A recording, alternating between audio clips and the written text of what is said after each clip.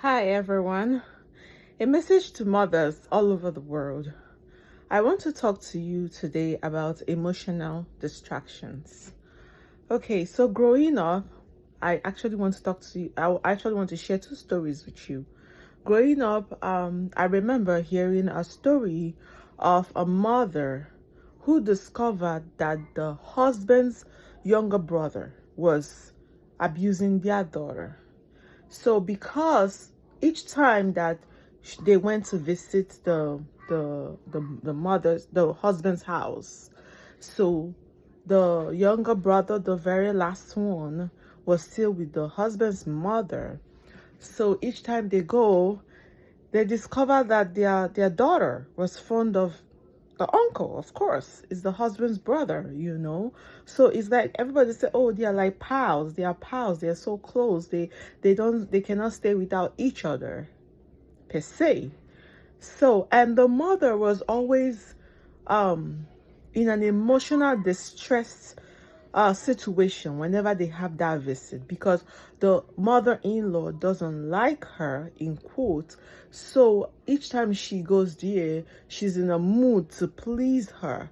So she's always like occupied with thoughts of how can I impress her, how can I please her. So she's always like engaged with cooking for her, cleaning up the house, trying to be a good daughter-in-law. And she felt she could be so busy doing this because the daughter, the little daughter, because the other child was a bit grown, the little daughter, which is the one she should be looking out for, was in safe hands. Of course, he has a pal.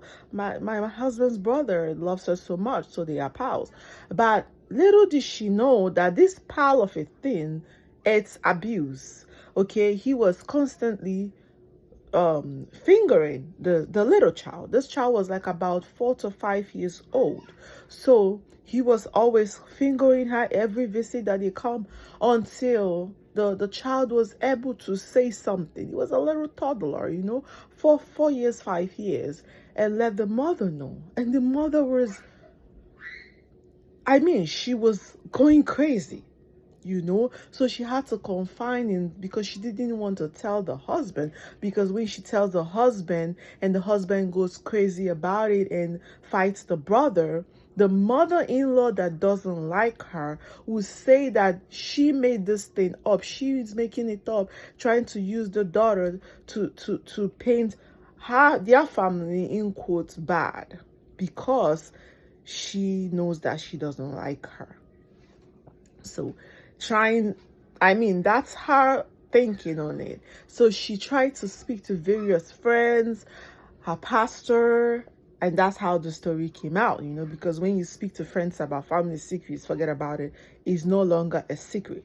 That's how the story came out, because she had to ask friends, what should she do? If she said to the husband, it's gonna be a whole war, and then she might lose her marriage because the husband might not be able to face her no more, and the mother, so many things she was thinking, so many selfish thoughts.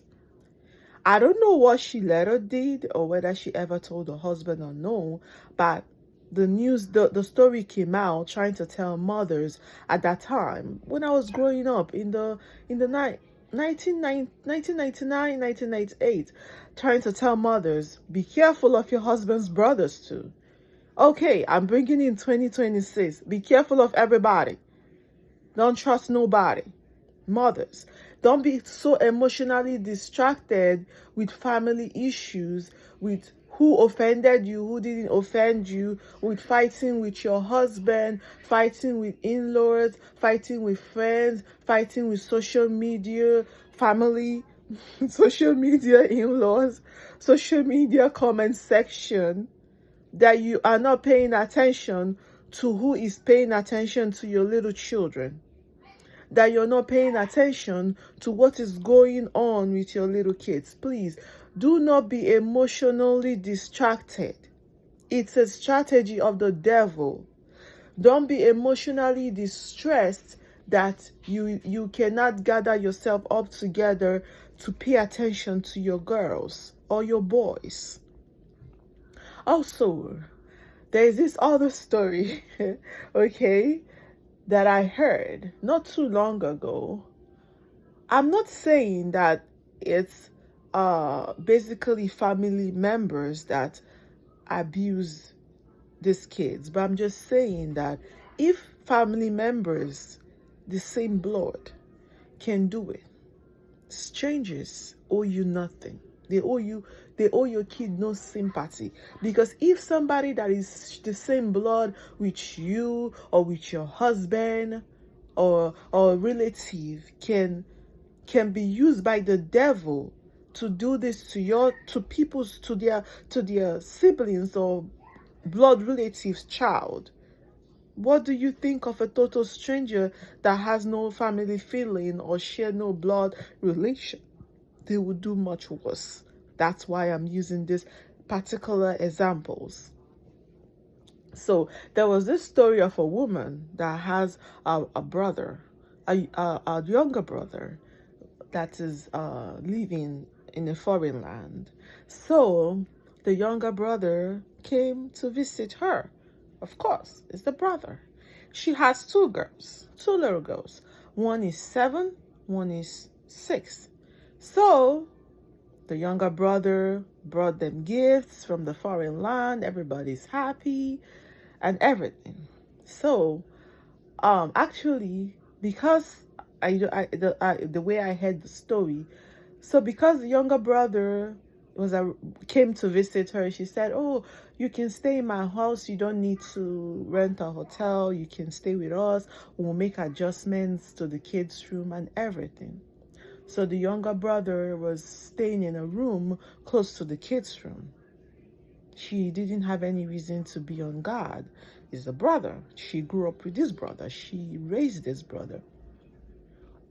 Only for her in the middle of the night to hear the 7-year-old daughter calling, "Mommy, mommy, mommy, mommy." And then she came out. The husband was fast asleep. She came out from the sleep. She heard the tiny voice shouting, "Mommy, mommy." And only for her to see standing in front of the door, the little girl and the brother with his hand clutching the little girl's mouth. And she's looking at the both of them like, what's going on? Why is she awake? Why are you here with her clutching her mouth? She's still not thinking nothing.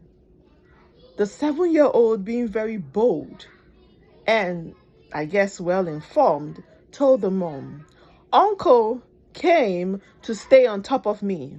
I fought him off, then he came to stay up on top of my sister." And I said, "No way." And as he was trying to force himself on top of my sister, I ran to call you, and he rushed after me and was squishing my mouth. But I said, "No way, I must wake you up because, you know." And the mother was like, "What?" She almost fainted, like how the story went. She almost lost her breath. And she was scared because she was like, if the husband has had this conversation, she's going to shoot the brother dead right here. Because these are the husband's precious daughters, you know. She opened the door. The husband was still asleep. She quickly packed up the brother's stuff. She threw him out. She said, "Get out from my house and never come back. Never. I don't ever want to see you in my house. My relationship with you is cut. My ties with you is cut." And in the middle of the night, according to the story, around 2 a.m., she threw the brother out of the house with his boxes and his box out on the street. And she was able to confide in some people she could confide in. And they advised her never to tell the husband, because if she tells the husband, that marriage is over. Because each time the husband looks at her, the husband will be looking at the brother, not her. That's all he'll be seeing. And he might even kill her because he cannot believe that he tried to rape. He tried to rape not just the 7-year-old, even the 6-year-old, after the 7-year-old fought him up, because both of them slept on same bed. To him, that is the highest. That is monster. That is, even me, I'm getting angry. Talk more of the husband, you know. So she never said nothing. She begged her girls never to say anything. But I believe that her girls did say something, but I don't know what happened to the marriage. But for us to be hearing about it, somebody said something. Having said this, you have to you have to be on alert. Don't sleep deep. Another thing I wanted to say, apart from not being emotionally distressed, please don't be a deep sleeper. Imagine if the mother was a deep sleeper and couldn't hear that little clutched mouth, tiny voice trying to shout through the large hand blocking her mouth. Imagine if the mother was such a deep sleeper. That this man could have, who knows what would have happened, and this story could have been buried. Who knows the little girl how much threat and fear, because he didn't have opportunity to threaten her. He was still in the act when she zoomed off. He didn't expect it from her. He expected that maybe she's gonna be scared, she's gonna stay still, but this one is a tiger, she's a fighter, so she ran. So he didn't have opportunity to say nothing to her, to threaten her, to shut her up, to bury the case. Imagine if she was a deep sleeper, or if she was an alcoholic, or if she was I don't know how else. Please be on alert. Be on alert, especially if you have strangers in your home. If you have strangers visiting you, strangers in your home, you cannot be a deep sleeper. Mothers, I beg you in the name of God, you cannot believe how many kids that you will save all around the world if mothers all around the world listen to me. Don't sleep deep. If you're living with strangers, if you're living with blood relative, if you're living with nannies, whatever it is, please make sure you're not a deep sleeper. Your eyes and your ears are half asleep and half awake. Until these kids become adults, you can now sleep as much as you want. But in this growing stage, please, you have to be there for them. God bless you.